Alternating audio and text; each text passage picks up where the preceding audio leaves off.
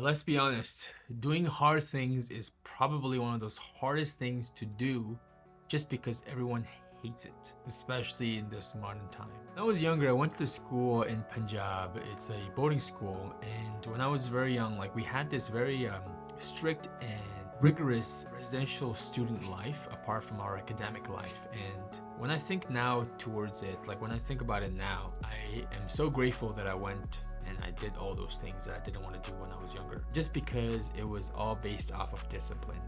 We'd have those two things that I particularly hated when I was younger, and one was those morning PT sessions. So we wake up at 5 a.m. every morning on the weekdays, and we would do physical training on wet grass, which was really annoying.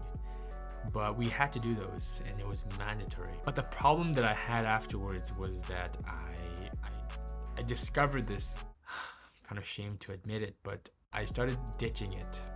So we'd have our formations in the morning, and then right after the formation, one of the staff members would say dismiss, then I would start ditching it. I'm glad that I didn't ditch every time because I couldn't get away with it. You'd get consequences. So we have those things called slots, and then you'd have to stand still for 15 or 30 minutes, 1 hour, depending on how many slots you get per ditching time. And another thing was the seva that we had to do in the morning at 2 a.m. in the morning.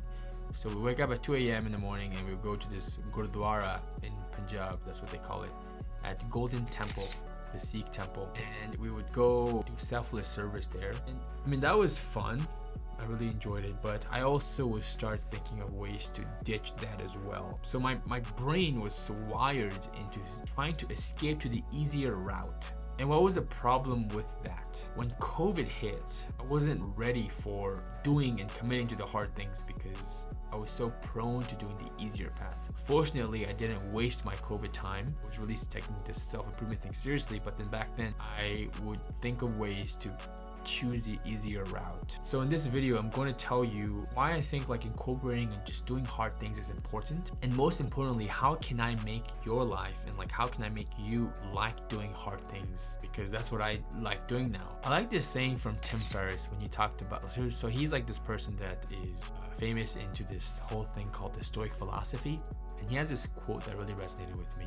Just hear me out. I have different planned sufferings and planned poverties. What he means by suffering, he means cold exposure. So he does this regular planned cold exposures. Planned poverty, meaning fasting food, so fasting, not eating, intermittent fasting, not eating food hours. And why he said that he does those is because when you have that good life and you're doing those planned suffering and you're doing those planned poverties, then when your real life hits, so let's say that he gets a financial hit, an unplanned financial hit comes. Okay, he's used to fasting. Let's say that he gets the unplanned suffering. Okay, he has done cold exposure all those times. Maybe it's not equivalent to maybe losing an arm or something, but has had an experience of some pain level. So that's his whole philosophy. You want to incorporate those unplanned suffering and planned poverty for unplanned financial hit and unplanned suffering. Let's go over the obstacles. There's 3 obstacles that's standing in your way, because I think it's good to go over that beforehand. Obstacle 1, you're not improving your mental health. So the whole thing about mental health is I think it's kind of a fairly new topic in the whole self-improvement channels that they have on YouTube. The most famous guy is Hamza. He was the self-improvement YouTuber that really talks and stresses a lot on mental health, because most people, my generation, including myself, we don't have good mental health. I want you to take this NHS mood assessment test. I made a whole video on this topic, so I recommend you check that out. I'll link it up here. This test will tell you your score of your depression and your anxiety level. I think it goes up to 20, so between 0 to 20 you get this range number. So take the test, take the quiz. It's very easy, it's 5 minutes. Be honest with your answers. Wait for 2 weeks and then take the test again and keep doing it until you have a lower score. What's so good about it is because now your emotions, your bad emotions, have been quantified in a level, on a number digit basis. The other 2 things is gratitude journal and meditation. Gratitude journal is always something that I think is so important. I've been doing it for the past 2 years. I have a journal. I just write the 3 things that I'm grateful for most days. I can't do it every day, but I'm trying to do it every day. But most days, every other day, let's say every other day, I do this gratitude journal, and when I think back to it, I think it's definitely improved my mental health just because it's so controllable. Most of the time we're stuck in this loop of comparing ourselves to others, not being grateful for the things that we have right now. So that's really important. And the second thing is meditation. I use this app called Medito, Medito, and everything is free in there, and like their whole organization, their whole foundation is to make meditation free and available for everyone with like guided meditation, which is good. So I listen to a lot of gratitude meditation and compassion meditation that helps too. Second obstacle is not creating your ideal schedule. So let's say you want to be this person that you're thinking of, the better version of yourself. Think about it and then see how his calendar looks like. Why do you not incorporate that in the present time? Build a schedule, time block everything, the things that you want to do, the habits that you want to have, and stick to it.